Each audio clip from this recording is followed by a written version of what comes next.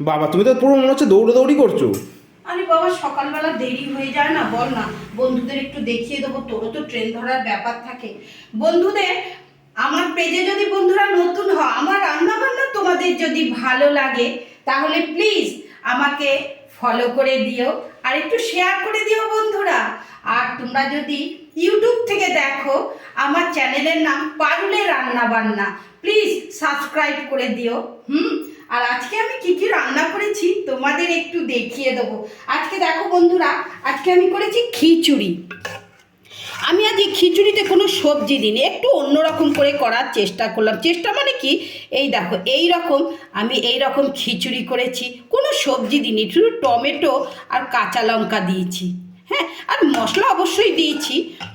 আর এই দেখো বন্ধুরা, এই রকম লাল লাল ফুলকপি আমি খিচুড়িতে না দিয়ে এরকম বড় বড় ফুলকপি ভেজেছি। আর এই রকম চাকা চাকা বড় বড় বেগুন ভাজা, দেখেছো? আর এখানে আছে এই দেখো পাঁপড় ভেজে রেখেছি। এই রকম পাঁপড় না হলে